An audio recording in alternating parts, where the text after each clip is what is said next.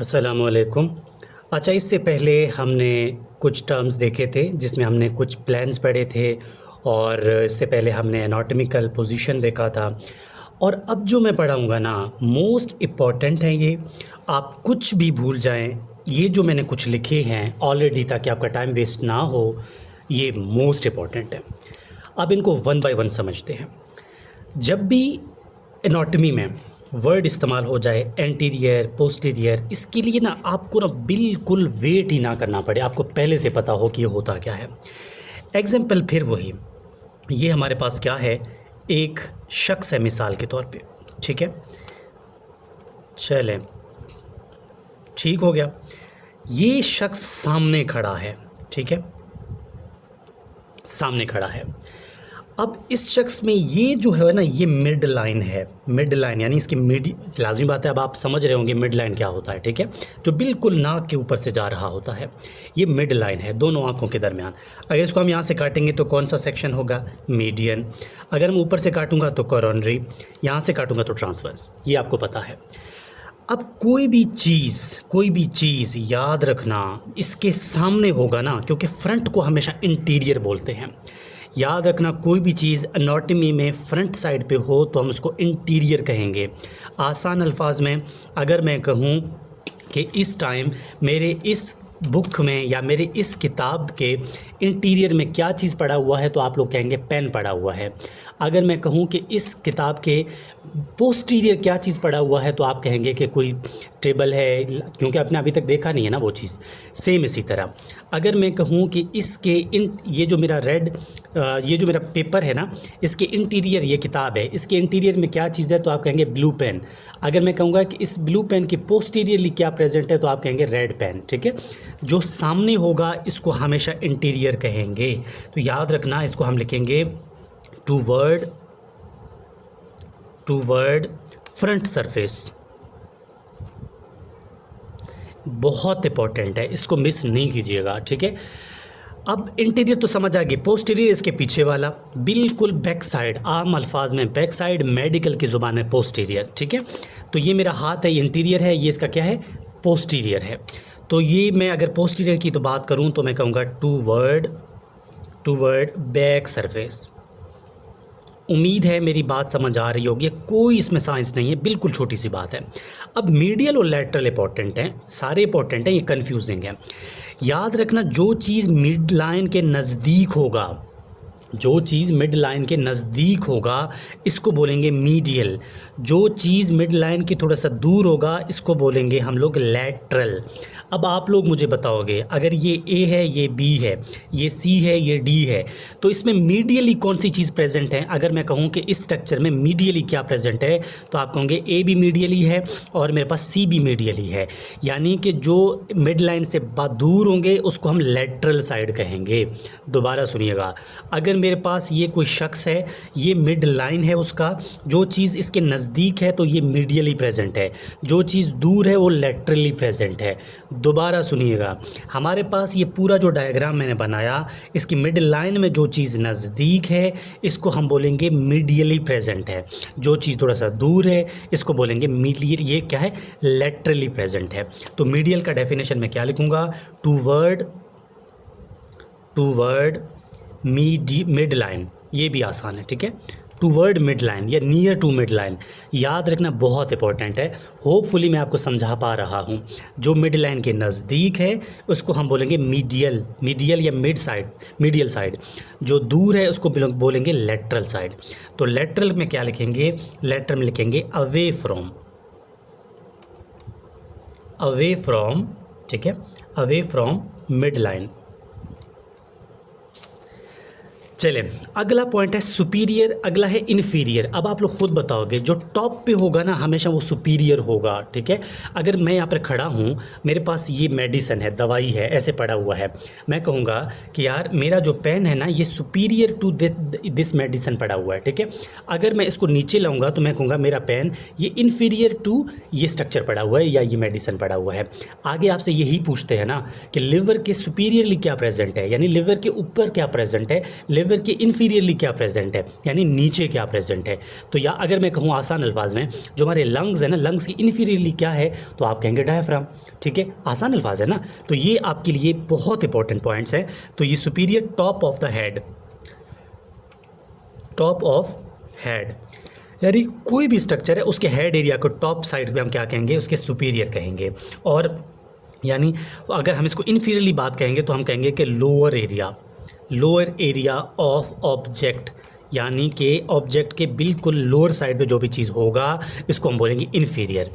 देखो आसान है। अगला क्या है, सुपरफिशियल, अगला है डीप। अगर मैं एक स्ट्रक्चर बनाता हूँ, ये मेरे पास मिसाल के तौर पर कुछ मसल्स के लेयर्स हैं, ठीक है। अगर ये क्या है, ये सारा मसल्स के लेयर है। अगर जो चीज़ ये मेरा क्या है, सरफेस है, ठीक है, ये मेरा पूरा सरफेस है। अगर इस सरफेस को मैं थोड़ा सा, यानी कि ये मेरा सरफेस है, इसके ऊपर मैं ये चीज़ रख दूं तो मैं कहूँगा यार ये सरफेस के थोड़ा सा सुपरफिशियली पड़ा हुआ है। अगर आम अल्फाज में, मैंने थोड़ी देर पहले एक और वीडियो बनाई थी, शायद आपने देखी हो। मैंने, चलो उसको और आसान बनाता हूँ। ये कब काम आएगा, चलो सबर। चलें, अगर मेरे पास मिसाल के तौर पर एक चीज़ सामने, सरफेस के बिल्कुल सामने पड़ी हुई है, तो मैं कहूँगा ये सुपरफिशियल पड़ा हुआ है। अगर यही चीज़ सुपरफिशियल की बजाय यहाँ पर पड़ी होती तो मुझे लंबा सफ़र करना पड़ता, तो मैं कहता हूँ थोड़ा सा डीप पड़ी हुई है, थोड़ा सा दूर पड़ा हुआ है। अगर मैं किसी शख्स से मिलता हूँ, किसी स्टूडेंट से मिलता हूँ और मैं ये कहता हूँ चलें ठीक है अल्लाह हाफ़िज़, आप अपना ख्याल रखें, पढ़ाई करें, तो मैं सुपरफिशियल मिला हूँ। अगर मैं उसके साथ बैठता हूँ, खाना खाता हूँ, उससे मिलता हूँ, तो मैं उससे डीप मिल रहा हूँ। ठीक है, तो इस बात को थोड़ा सा खुद माइंड में यूज़ करें कि सुपरफिशियली कोई चीज़ पड़ा होना, डीप का मतलब ये है कोई चीज़ डीपली प्रेजेंट होना। ठीक है, अगर मैं कहूँ सुपरफिशियल तो मैं कहूँगा नियर टू सरफेस, कोई भी ऑब्जेक्ट है वो नियर टू सरफेस है। अगर मैं कहूँ कि डीप तो मैं कहूँगा कोई भी ऑब्जेक्ट है वो अवे फ्रॉम सरफेस है। ठीक है, तो ये क्या होगा, डीप होगा। चलें, अब इंटरनल और एक्सटर्नल की बात करते हैं। ठीक है, इंटरनल और एक्सटर्नल क्या होता है। इंटरनल नाम से जाहिर है, इंटर्न कोई चीज़ अंदर होना, किसी चीज़ के अंदर होना। ये अगर मेरे पास कोई चीज़ है, ये इसके अंदर है तो ये इंटरनल है। अगर कोई भी चीज़ है ये इसके बाहर है तो क्या है, ये एक्सटर्नल है। अगर मैं कहूँ कि ये दवाई आपने इंटरनली यूज़ करना है तो इसका मतलब मैं कोई भी, मेरे जिस्म में कोई भी वार्ड्स है, कोई भी ज़ख़म है, मैं उसके अंदर डाल दूँगा। अगर मैं कहूँ ये एक्सटर्नल, आपने अक्सर मेडिसिन देखे होंगे ना, ऑइंटमेंट देखे होंगे, वहाँ लिखा होगा कि प्लीज़ यूज़ एक्सटर्नली, यानी आप उसको बैरूनी यूज़ के लिए कर सकते हैं। ठीक है, तो वो एक्सटर्नल होगा। ये इंटरनल और एक्सटर्नल का फ़र्क है। अब प्रॉक्सिमल क्या होता है, ये आपसे कभी इतना डिटेल में नहीं पूछते, इसीलिए मैंने इसकी कोई डेफिनेशन नहीं लिखवाई। आप बुक वाली याद कर सकते हैं, लेकिन कभी भी कोई भी नहीं पूछेगा। प्रॉक्सिमल और डिस्टल ये आपने याद रखना है।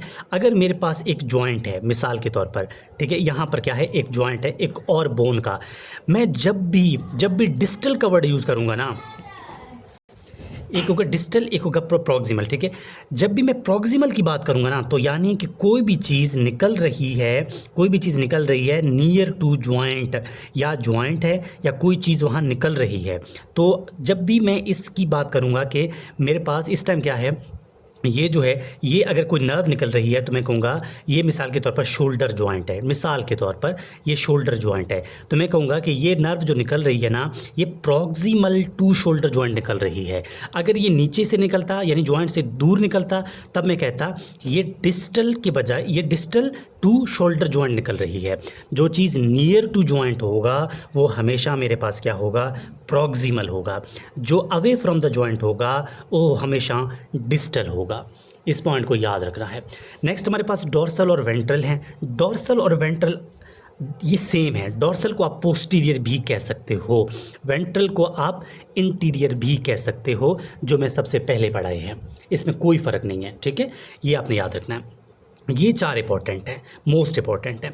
फ्लेक्शन क्या होता है, फ्लेक्शन का मतलब ये है, इसमें क्या होगा, जब भी बॉडी बेंड होगा ना, अगर मेरा ये हाथ है, ये हाथ को मैं मूव करूँगा तो क्या कर रहा हूँ मैं, इसमें मैं अपने फिंगर्स की फ्लेक्शन करा रहा हूँ, मैं एंगल जो है वो क्लोज़ हो रहा है, एंगल क्लोज हो रहा है, यानी जब भी एंगल कम होगा तो बॉडी में फ्लेक्शन होगी, और जब भी एंगल ज़्यादा होगा तो बॉडी में एक्सटेंशन होगी।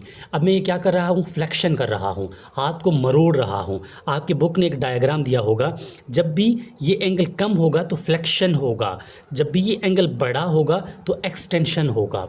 ये आपने एक दो वीडियो देखने हैं तब मज़ीद क्लियर होगा।